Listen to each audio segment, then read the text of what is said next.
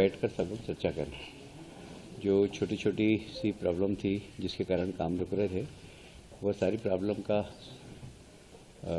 Solve हो गई है। जैसे टेंडर हो गए और उसके बाद कार्डर नहीं निकले, उसके क्या कारण थे, इन सब चीज़ों पे अब इतिश्री हो गई है।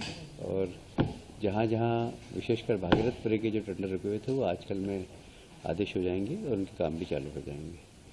शहर भर की जो छोटी छोटी समस्याएं हैं, विशेषकर हम पानी को प्राथमिकता से ही ले रहे हैं कि जितनी भी पानी की समस्याएं आती है उसको सबसे पहले अटेंड की जाए।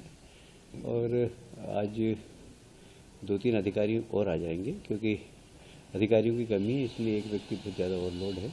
उनके विभाग भी कम हो जाएंगे और जिम्मेदार अधिकारी आ जाएंगे। मुझे लगता है कि व्यवस्था ठीक तरीके से चलने लगेगी।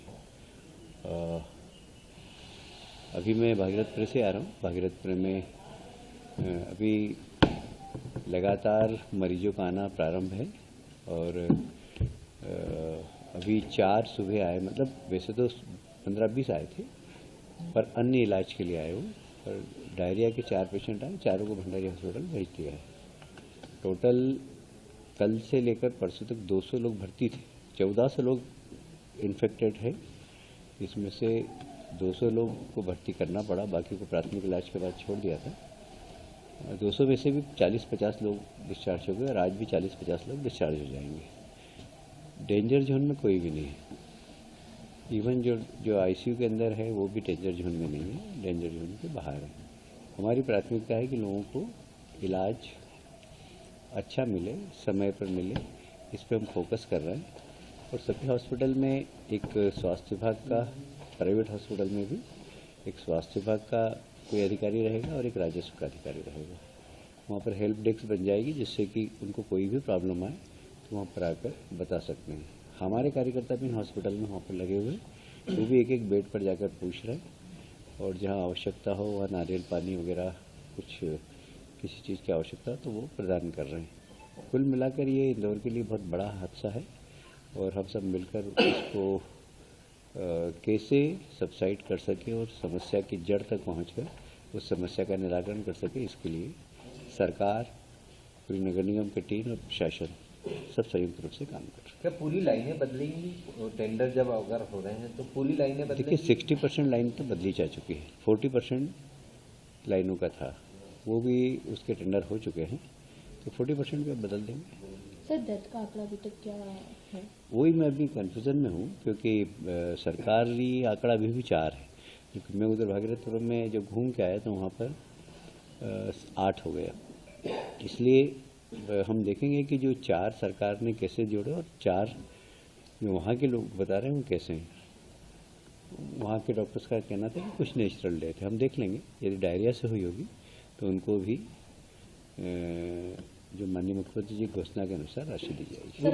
विपक्ष भी कई आरोप लगा रहा है, अभी समस्या हल करने के लिए आपका साथ देना चाहिए विपक्ष को, ऐसा? देखिए, जब आपदा आती है तो सबको साथ में ही चलना चाहिए। हम तो जब आपदा में तो जनता परेशान होती है, जनता में कौन कांग्रेस है कौन बीजेपी ये तो नहीं है, सभी पूरी जनता। तो इसलिए सबको साथ में मिलकर काम करना चाहिए।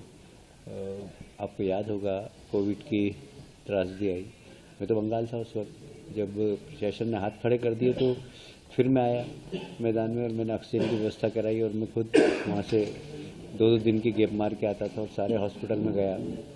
और हॉस्पिटल में जाने के बाद हमने देखा ही नहीं कौन बीजेपी और कौन कांग्रेस है, सबके लिए काम किया। करना भी चाहिए। वहाँ कांग्रेस उस समय प्रदर्शन कर रही थी, तो कांग्रेस को कहाँ राजनीति करना है सोचना चाहिए। हम तो ये बताएं, आपके घर में किनका निधन हुआ, कब हुआ? मेरे पापा का निधन हुआ है, 30 तारीख को हुआ है। वो 10 उल्टी के द्वारा गए हैं, उन्हें कोई हार्ट अटैक कोई कुछ नहीं आया है, सिर्फ वो 10 उल्टी की वजह से ज़्यादा से वो जब भी 2-3 दिन बीमार रही, फिर हमने तुरंत उनको हॉस्पिटल भर्ती करा, जिसमें वो उनकी हालत इतनी डाउन थी कि वो अपने आप से मतलब खड़े ही नहीं हो पा रहे थे। और हमने इतने डायपर बदले हैं उनके कि हद से ज़्यादा। कितनी उम्र थी उनकी? उनकी उम्र ऐसे तो 76 है, पर जो बता रहे थे अपने मुँह से वो 70 का बता रहे थे। तो ये कब कितने दिन बीमार रहे? ये तो सर 2 दिन तो बहुत ही ज़्यादा होगा, तीसरे दिन उन्होंने दम तोड़ दिया। ये शिकायत आप लोगों ने करी थी गंदा पानी आ रहा है? देखिए सर, मैं पाटलीपुरा में रहती हूँ। मैं यहाँ जैसे कि हमने खबर सुनी, हम तुरंत आ गए थे। घर में और भी लोग बीमार हुए थे? आपको नहीं पता सर, नहीं हमारे घर में हमारे पापा और हमारे भाई रहते हैं। ये हम वो लोग बीमार नहीं हुए? नहीं, बस भाई हमारा बाहर रहता था, अच्छा, जैसे कि गाड़ी पिताजी चलाते यहाँ अकेले रहते हैं? रहते हैं संग से, उनको ट्रिप मिल जाती है तो जाना पड़ता है ना सर। तो वो अच्छे थे, पर उल्टी दस्त द्वारा वो चले ही गए। इतनी दस्त उल्टी थी कि क्या नाम था उनका? नंदलाल पाल। मोहल्ले में और भी लोग बीमार हुए पता हाँ हुए ना, ये सामने है, बहुत जने हुए, ये पड़ोस में है, ये एक घर छोड़ के ही है, वो भी दस्त उल्टी से, मतलब बहुत ही ज्यादा हो गए क्या थे। कारण सामने आया, लोगों ने बताया जो आए पाए? सर यही बता रहे हैं, उल्टी दस्त और पानी की वजह से। दिखने को तो पानी वो नॉर्मल ही रहता है, पर जैसे अपन यूज़ करते तो इसमें स्मेल आती है, तो अपन ये सोचते हैं कि दवा डाली होएगी, पर ये नतीजा तो दूसरा और निकला। आपका नाम था? मेरा नाम सुधा पाल है। मंत्री जी आज आए थे? हाँ, कैलाश जी आए थे। हाँ। क्या बात हुई? यही बात हुई जो आप बता रहे, हमने यही बोला कि दस्त उल्टी द्वारा गए। क्या बोले वो? बोले हम सही करवा रहे हैं सब। मुआवजा कुछ मिला, कुछ खर्चा मिला अस्पताल का या हाँ सर, अस्पताल का तो मिल गया है, पर ये अब बाहर का तो देखिए सर, अभी हमारे वहाँ किसने दिया, कितने रुपए मिले? जो अस्पताल में हमारे भाई ने लगाए थे। अब सर हम तो घर में कोई है ही नहीं वापस है मिल गए? जी। किसके द्वारा दिए गए? अब ये सर हमको नहीं पता, देखिए मुआवजा नहीं मिला अभी? अभी सर देखो, अभी मैं तो बाहर थी, अब कोई आया कि नहीं आपका आया। नाम बता दो। मेरा नाम सुधा पाल है।